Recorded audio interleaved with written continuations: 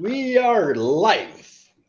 Bom dia a todos, pessoal. Sejam bem-vindos a mais uma sessão comentada do 17º Fantaspoa, o Fantaspoa 2021, que conta com o patrocínio da Lei 14.017 de 2020, a Lei Aldir Blanc, e é um grande prazer para nós, nesse momento, estar recebendo diretamente da Índia, que vão estar falando para nós sobre um dos filmes que eu tenho brincado com o pessoal, um dos filmes mais indecifráveis do Fantaspoa 2021, Rabo de Cavalo. So, I just told the audience that it's a pleasure to welcome you two from India, and that we are going to talk about one of the most undecipherable films from Fantaspoa 2021. And let me see if I say this correctly. Kuti Haivan. Not bad at all. It's just maybe it's a more Kudi Rai than Hai, but otherwise it was a great attempt to pronounce it right. Thank you. So, to open up, please tell us about the origin of the film. Okay. So the film's journey started in 2017, 2016-17 or so, when the writer of the film, Rajesh, essentially came up with the entire world of Kudraiwal or Horsetail or Rabo de Cavalo. Did I say that right? Yes. Yeah, so he came up with the world of Kudraiwal and sort of came to us with the script. And we started the production around 2017, but in reality, we started shooting only by about 2018 because it was a mammoth task to get the film on floors, because it's the sort of film that is a little experimental, and to get backers who would be willing to produce this film required a certain also in terms of budgets, I think in terms of the scale of the film, it requires a certain scale because of the CG and everything. So to get backers for something like that required a lot of time investment more than anything else. And we were we're very happy that we got Ranjit, who is a big director, a superstar director in Tamil Nadu, to be the first person to lend his name to the film and also come on as a co-producer. So he comes from he comes from a very mainstream background as well. So that sort of backing sort of has elevated the film to a different level altogether. It may be undecipherable, but it is still the sort of film that I think a lot of people should watch today and try and decipher it. So yes, certainly so. And that's why I have one question for the audience, and that it relates to this moment that you just spoke about. And it is, when Rajesh came to you with the script, the film was already like it was today, or was it different? And how was your initial reaction to the script? Manoj, you want to speak? Hey, can I get another version of the question? Like, sorry, I had some audio issues. Okay, so when you started the project, the question comes from the audience of Fantaspoa, they send me. And the question is, when you started the project and Rajesh came to you with the script, was it already in the format that it is, or did you change it? And how did you feel about the script in the first moment? In essence, it was the same. Like it was like a very bound novel kind of a thing. It had its own intricacies in terms of sequence and stuff like that. And it was also very detailed visually. So it was a complete kind of thing in itself. But during the process of making it, it got broken down and rearranged like it always gets done. So in the edit, there was a kind of resequencing that happened based on what the footage was and what the understanding of the material in terms of mass medium when it gets kind of packaged was. But it's minimal. It's the difference is not too much. There's something that happened, but it in essence it was written by G Rajesh, and the material itself was kind of like so heavy and dense that the translation process itself was quite heavy. But I feel like it did a little damage to the whole original material. Yeah, what he means is basically that we re-edited the film in a certain manner that sort of cut down on the complexity of the entire script that was there. So, in that sense, the film that we are seeing today is re-edited in a format that is non-linear, that happened on the edit. So the non-linear nature of it happened on the edit. So in that sense, the script is a little undecipherable from the film that is there today. But the words, everything and the world is entirely our writers. And to answer the second part of your question, I think I can answer for Manoj as well, that the minute we saw the script, we were very clear that this is the next thing that we do. No matter how much time it takes, no matter what it takes from us, this is the film that we need to somehow put our energies into and make. So that was the feeling. I can say that I'm very, very glad you did. So there are two aspects of the film that for me make it so unique as it is.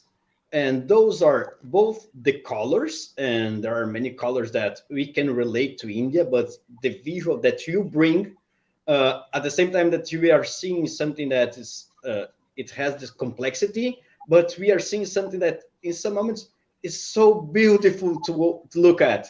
Even let's say, if I didn't have subtitles and I was just watching the images, I would really appreciate. And along with that, you also have some very complex camera angles that you chose to put in the film. Can you comment about those two issues, both the visuals and the camera? I think to a very great extent, I think to a very great extent that would be down to our cinematographer Karthik Muthukumar.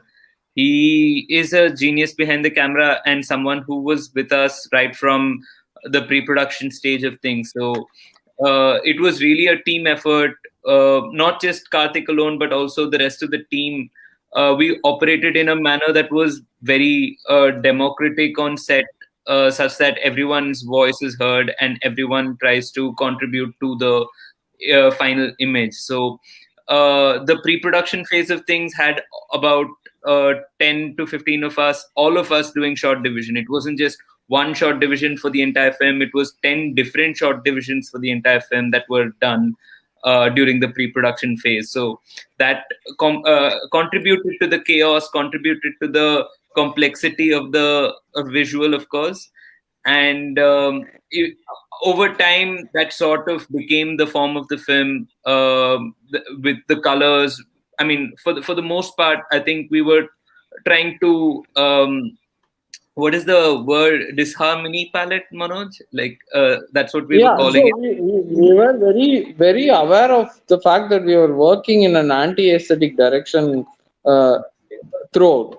So Karthik, when he came in, and generally even when we are doing a palette, so it goes against the principle of general visual language that you minimize the number of colors and you get to see that's kind of like the summation of the reduction that popular mass media goes through, right? So our function was still to both represent where we came from and also not reduce it. So it became like a natural angle with which we work. So there's no harmony, and there's a lot of multiplicity. There's a lot of multiplicity in the narrative as well. So in terms of not sticking to the verticals and the horizontals of the defined medium, that again led itself to naturally go into the other aspect of visualization that Karthik has kind of taken over in this film.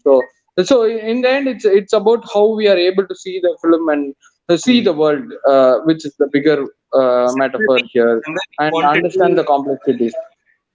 somewhere we wanted to also not have this idea of linear perspective in the film and try and reach a place where the camera is seeing from nowhere, which is borrowing from a very from a Indian director called Mani Kaul's aesthetic or his words on cinema, as well as Raul Ruiz, who is the Yes. Chilean filmmaker. So a lot of that from there we sort of wanted to incorporate and try and build a new aesthetic for the camera angles and where the camera is looking from. I love Raul Ruiz, and I can see his influences. So, tell us about your choice for the main actor. The guy really delivers, and I think that must be very hard for him, especially having the tail. Yeah, definitely. Yeah, Kalai was part of the mainstream fold here, but the fact that we were able to approach him was thanks to both Ranjit sir and Jenny, who was helping us, kind of pitch this project. So once we reached there and we kind of got through with both Ranjit sir, it became like a easy vehicle for Kalayasan to participate in. But after he came forward, he did a phenomenal job of being part of both the workshops. This film is not partly like completely part of the industry, so we had like a lot of constraints working in it. So we had workshops and stuff like that. So we had other actors and actor trainers who were part of it. So someone like Kalayasan was from the mainstream to come and participate fully in the independent scene was like both eye-opening experience for an independent filmmakers like us. So we were really happy we cast him, and he did like a extremely committed job. So we are really happy. It's quite difficult. I can't explain the It was process of quite each shot easy because because the amount of things that on set it was like very funny because you would have Kalayarasan acting, but you would also have someone operating the tail who would have to be sitting on some roof somewhere and constantly pulling. Whoa! Uh, the tail was done through like 3D string and also like a machine robot that like goes up and down. So it was a mixture of these three things, and we were very clear that we wanted to show the tail in the widest angles, not like cheat and show like one close up Yeah. and then go to like the face or something. So every shot required an elaborate setup, and poor Kalai, like there would be 2-3 people digging into his bum and like getting the tail in place before the shot, and then handling the strings and making sure that the performance happens. And with all those constraints to sort of make sure that the emotional graph of the film is maintained was, I think, down to Kalai's acting chops. Amazing. Very interesting to know about the tail. So, Yeah. and one also more. Anjali, who's like a big time,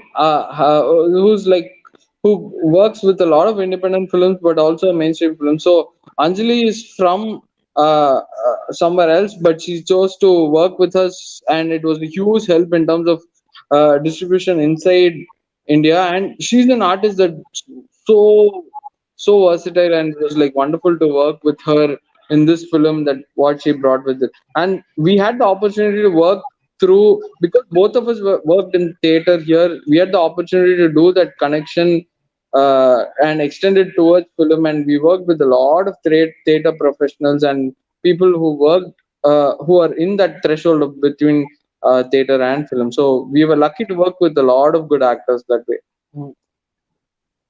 Very nice. Can you comment a little bit, because I've seen many Indian films, and I think that few times I've seen one with, of course, there are some in even that I saw, but you have some very intricated both teams in the film, but also on the camera, not only the angles, but for instance, the time lapses that you do in the bank, they are very well done. And also the CGI that you have in the film, that doesn't look like CGI. So how did you do that? Tell us a little bit. And also to add, you can do it separately as you prefer. Please tell us about your use of math in the film, because I love math and I think that it's one of the very few films that I've seen math so well used. Okay.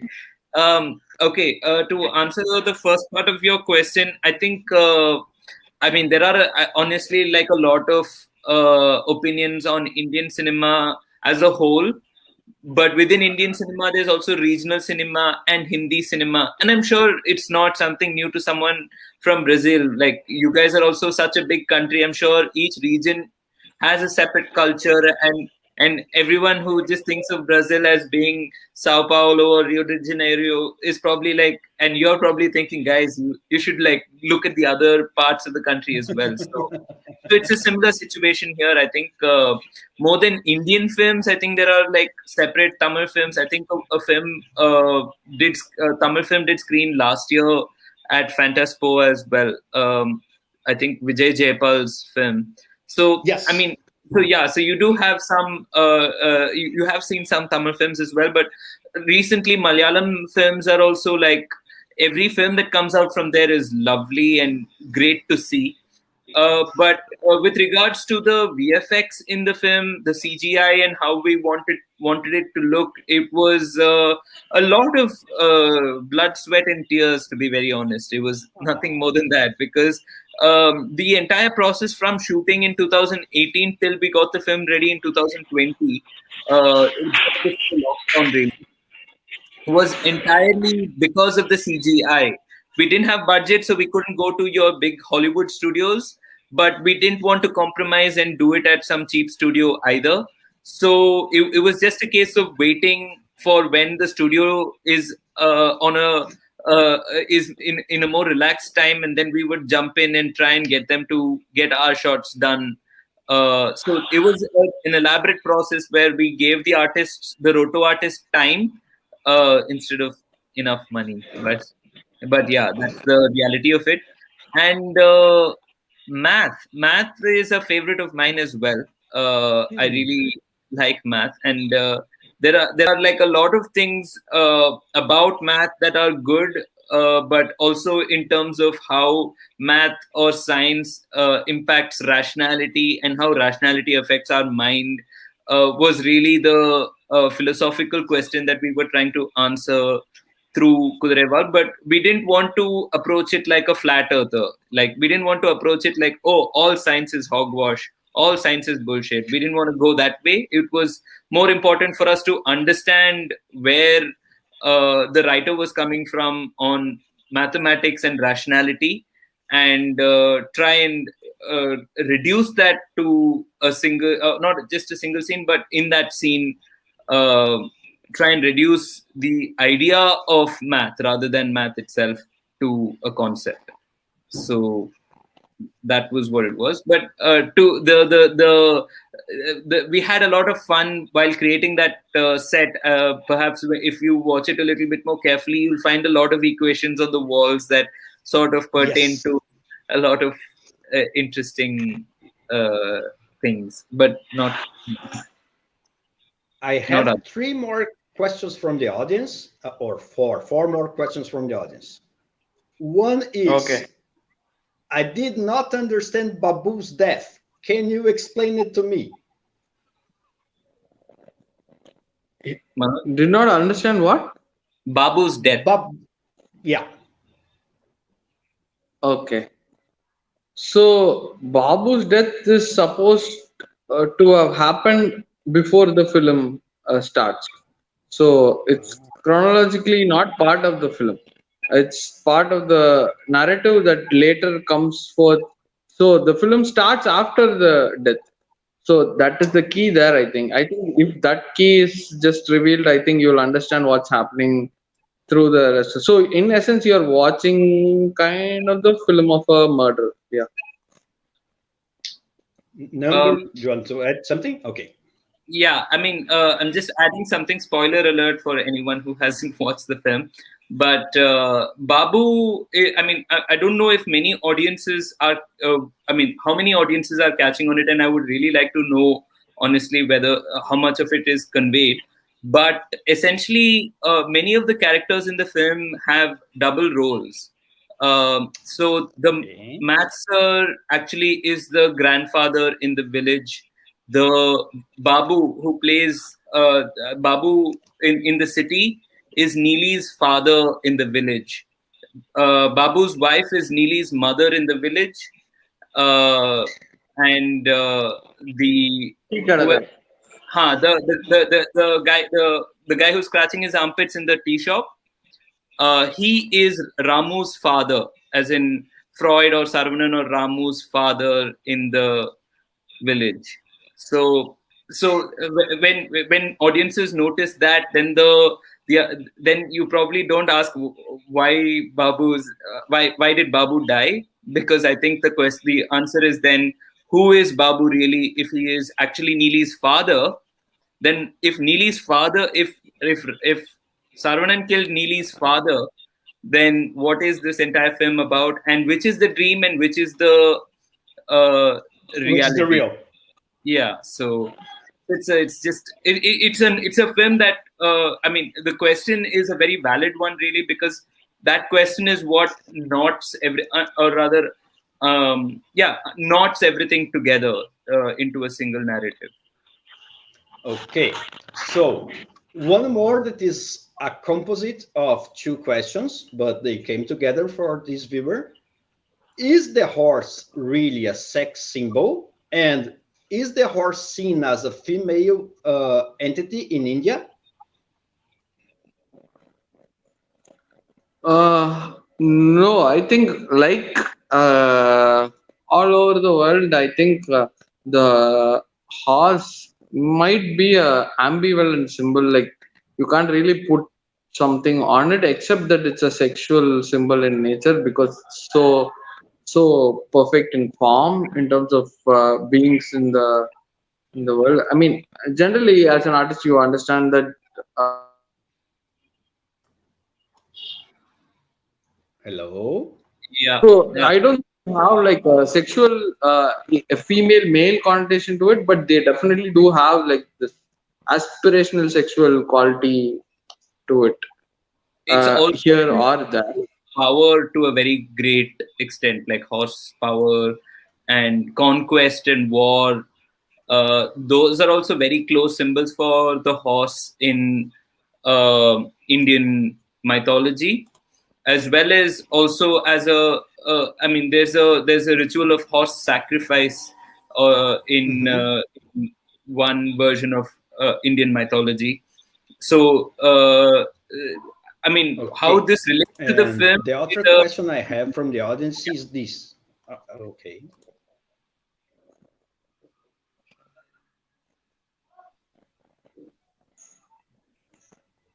Okay.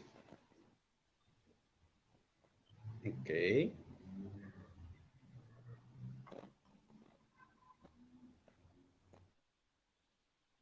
You listening to me?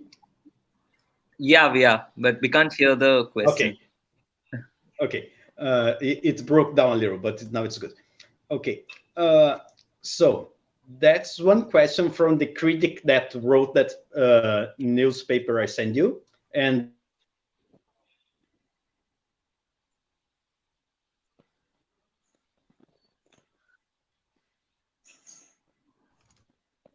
It's happening. Sorry, okay, I'm we back. yeah. Is it? Are you hearing me now? Okay. So this is a question that comes from the critic that wrote the newspaper I've sent you.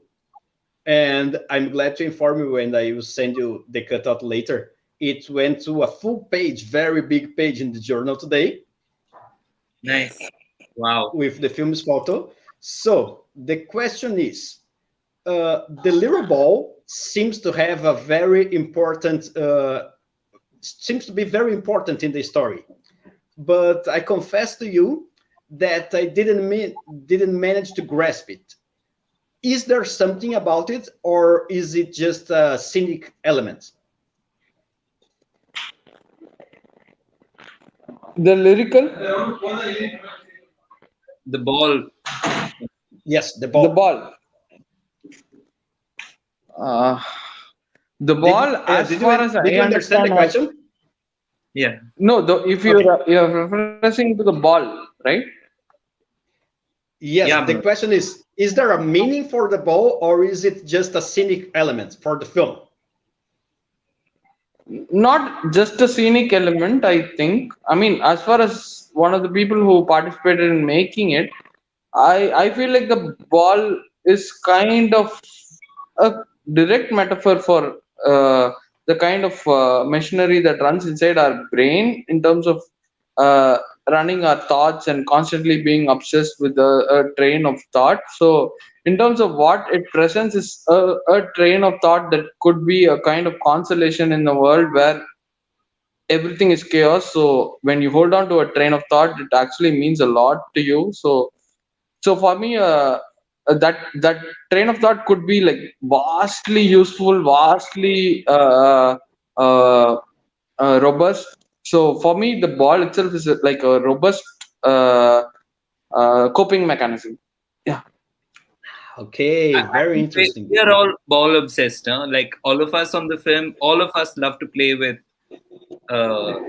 balls. But yeah. So there is one question that I didn't make before, but I think it's interesting for you to talk about. How did you share the direction of the film? Yeah, I think, like I was saying a little earlier, the film itself is more of a team effort. It was the sort of film where about 10, 15 of us came together to make this film, and we operated in that sort of a democratic space. And eventually, since Manoj and I were there from the beginning, that has transpired to be with both of us as directors. So in the course of the film, everyone handled a lot of jobs. Like you would have, I mean, there are videos that I was seeing the other day of the cinematographer painting the set. There were other shots of, I mean, the editor on the film was also handling location permissions. So overall, the entire filmmaking process was such that everyone was doing everything. So that was the kind of nature of production. So I think that this was great, and it was a pleasure talking to you. I would like to know if you have a final message for the Brazilian audience. And remember, this video stays in YouTube, so you can share with the fans all over the world. And I'm very, very glad, and I want to thank you once again to be playing with us. Your film is very unique. Thank you. Thank you so much. Firstly, I would like Thank to thank you. thank you, Joao, and also the festival itself. I think you guys are doing a great job in the middle of a pandemic to uh, reach so many people with so many films, so many diverse films. So thank you so much for doing this, and I hope more people watch the film and more people reach out to us about the film wherever you're from. You can just catch us on Instagram or on Facebook and send us a message about what you think about the film, because we are very interested in knowing what your opinion of the film is. And I think it's the sort of film that everyone can watch and should watch. And a lot of people have spoken to us about how the film is, in some sense, shifting the perspectives in their mind. And I'm hoping that.